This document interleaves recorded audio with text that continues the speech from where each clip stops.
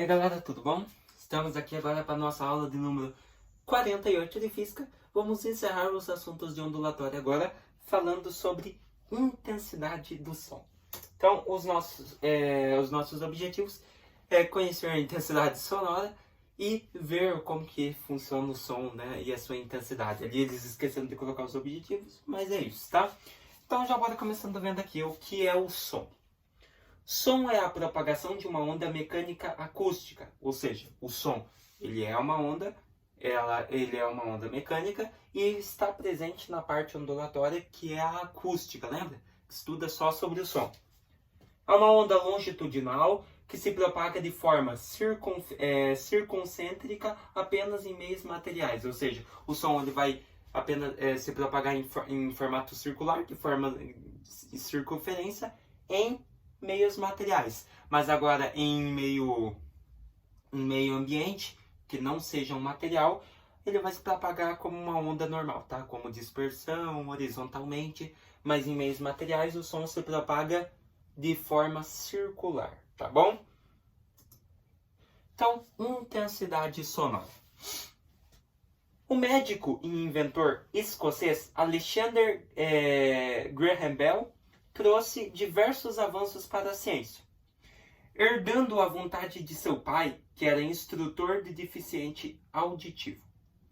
Lecionou fisiologia vocal na Universidade de Boston, iniciando seus estudos como usar a eletricidade para o transporte de sons. E em 1876 desenvolveu e patenteou o telefone. Então, esse escocês foi quem praticamente criou o telefone. Claro que ele teve algumas ajudinhas ali por dentro, né, por fora, na verdade, mas ele foi o grande criador aí do telefone em 1876, tá? Então ele procurou estudar mais o som, que nem eles falaram ali, que ele queria ver como transportar o som através da eletricidade. Por que ele tinha essa curiosidade? Porque o pai dele era instrutor de deficientes auditivos, tá? Então ele queria melhorar essa situação dos deficientes com audição, pessoas que não conseguem ouvir, fazendo estudos da física, beleza?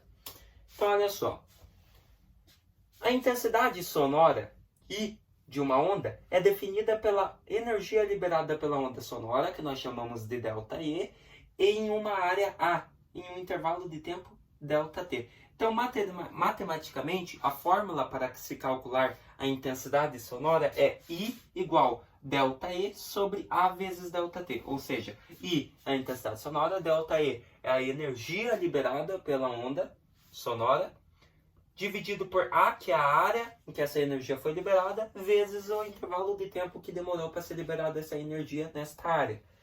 Logo, você poderia ter que I é igual P sobre A, ou seja, você teria que a intensidade sonora seria a pressão da onda dividido pela área em que ela foi dispersa.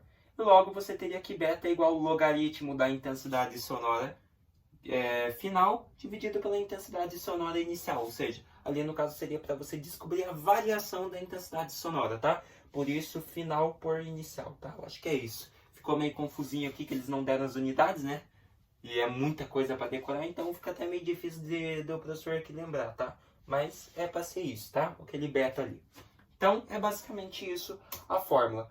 Olha só, a unidade de medida no SI da intensidade sonora é definida como watt por metro quadrado. Dentro do conceito abordado de intensidade sonora, a característica de I0 é igual 10 na menos 12 watts por metros quadrados. Representa o limiar inferior da audição, o som ou ruído mínimo para ser ouvido. Ou seja, um som, para ele ser ouvido através de nós, dos seres humanos, ele precisa ter no mínimo uma intensidade de 10 na menos 12 watts por metros quadrados.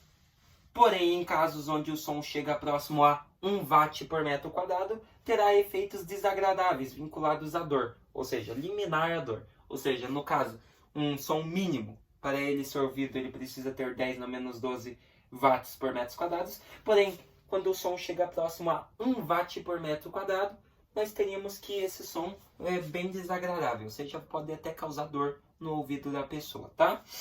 A escala logarítmica implica que a cada um ponto que sobe, a intensidade aumenta em uma proporção de 100 vezes. Ou seja, subiu um ponto, a proporção vai aumentar 100 vezes.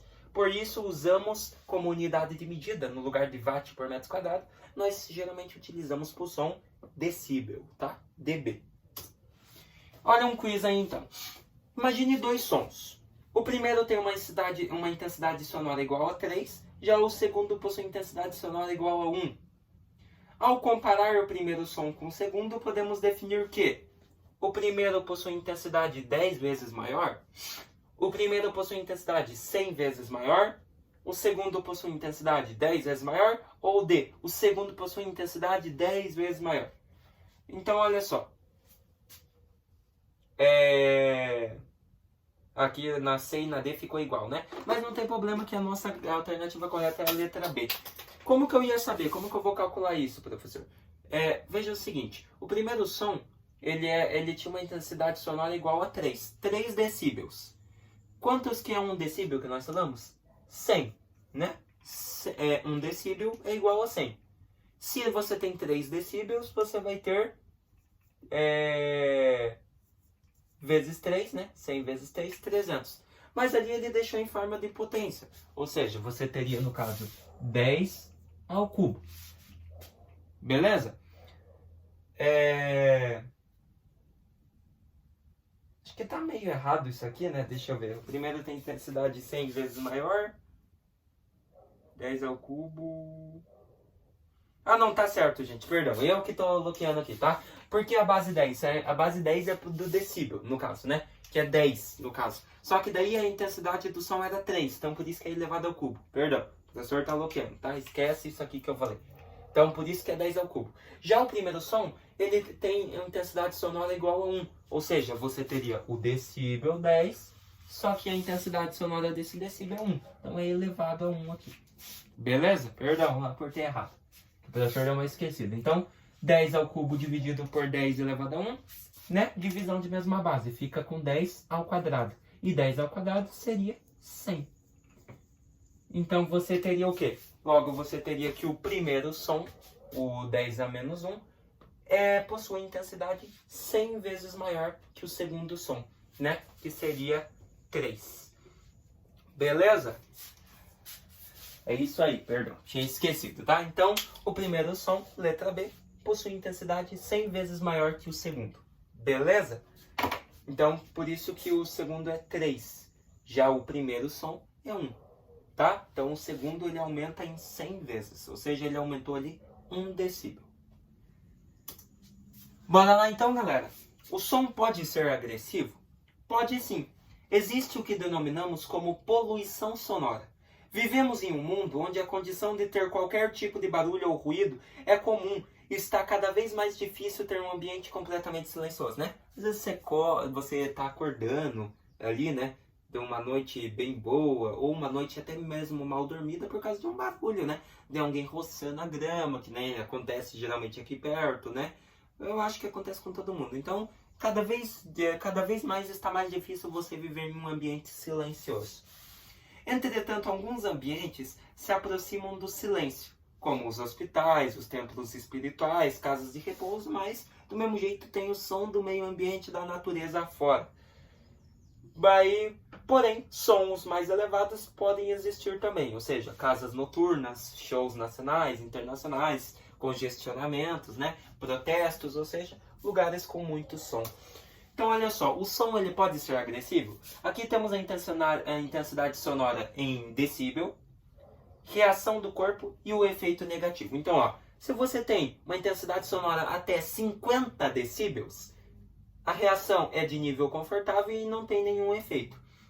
Agora, se você está enfrentando uma intensidade sonora que está entre 51 e 65 decíbeis, já temos um estado de alerta e inibe o relaxamento, ou seja, já não tem mais tanto relaxamento no seu...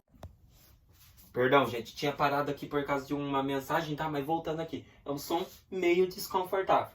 E no efeito negativo, temos a diminuição do poder de concentração e rendimento, ou seja, como o som ele é meio desagradável, ele vai diminuir a sua concentração, tá bom? Agora, se você tem uma intensidade de 66 e 70 decíbeis, entre esses, Temos um aumento do nível de defesas para adequar o corpo ao ambiente. E temos um aumento de nível de cortisona. Temos uma diminuição na resistência imunológica. Temos uma diminuição no sistema imunológico. Temos uma liberação de endorfinas e um aumento no colesterol. Então você observa que aqui já começou a ter vários problemas no seu corpo. Então olha como o som pode agredir o seu corpo. E temos aqui acima de 71 decibéis. O organismo fica sujeito a grande estresse. Existe a possibilidade de surgir desequilíbrios emocionais. Risco de infarto, infecções e lesões no sistema auditivo. Então olha o que o som alto ele pode até causar, cara. Ele pode causar um infarto e sérios problemas na audição, podendo te deixar até surdo. Então o som ele pode ser muito agressivo, tá? Temos aqui, ó, agora essa outra tabelinha, né? Intensidade sonora e a fonte sonora. Aqui temos uma tabelinha. Quando você está cochilando, ou você ronca, vamos dizer assim, você inibe uma intensidade sonora de 10 decibéis. Quando você está conversando normalmente, que nem eu estou conversando aqui com vocês sem gritar, sem exagero, ou nada muito baixo, eu estou inibindo uma intensidade sonora de aproximadamente 20 decibéis. Uma conversa alta, no caso, né, aquela conversona que vocês sabem alta, já vai inibir uma intensidade de 60 decibéis. Motor de caminhão em funcionamento vai emitir uma intensidade sonora de 70 decibéis, é muito alto, né? Uma britadeira, 90 decibéis, e um avião decolando, né? Por isso que dizem que quando você vai no aeroporto é até bom colocar fone ou algum tapa-ouvido, porque quando o avião decola, o motor dele faz muito barulho, então 120 decibéis. Então o som pode ser muito agressivo. Então sempre que você pode até ver, né, até em filmes e tal, quando o avião vai decolar, os caras estão com fone de ouvido, uma coisa, né, para que não seja afetado pelo som, tá? E temos aqui para nós encerrarmos então nossos teminhas aí de ondulatório, uma curiosidade. Qual que foi o maior som da história? Em 27 de agosto de 1883, em uma região denominada Estreito de Sunda, entre as ilhas de Sumatra e Java, na antiga região das Índias Orientais Holandesas, a atual Indonésia, com a erupção do vulcão denominado Krakatoa, um estrondo de 172 decibéis e pôde ser ouvido a mais de 5.000 quilômetros de distância. Então esse foi o maior som da história. O vulcão Krakatoa, então, entrou em erupção, teve um estrondo, uma intensidade de 172 decibéis. Olha só, a do avião era 120. E se você ouvir, você ficar, que nem eu falei, sem os fones de ouvido lá, sem uma proteção nos seus ouvidos, você ficar perto de um avião decolando, cara, você fica surdo. É um som extremamente alto. Mas imagina agora um vulcão em erupção com 172 decibéis. Olha isso, cara. Você vai ficar surdo, né? Imagine quem estava perto. Provavelmente ficou com algum problema aí, né?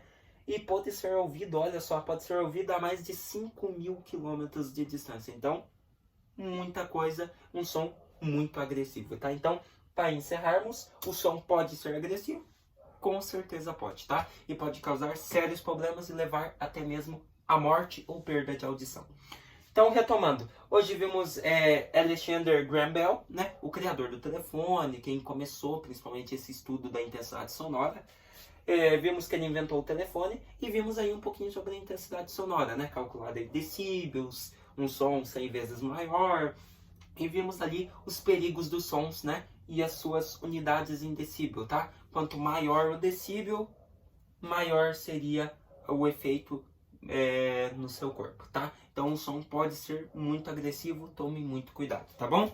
Galera, encerramos aqui os assuntos de ondulatória. Na próxima aula começamos com eletrostática, tá bom? Espero que tenham gostado e entendido não só esse, mas como todos os assuntos de ondulatória e óptica aí que nós vimos, tá bom?